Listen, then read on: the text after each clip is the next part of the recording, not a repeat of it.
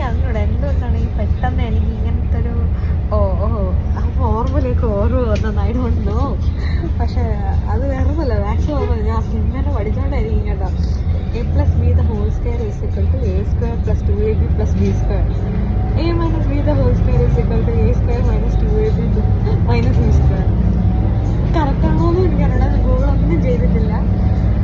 എന്തോ അതൊരു by heart പോലെ മനസ്സിൽ വന്നു.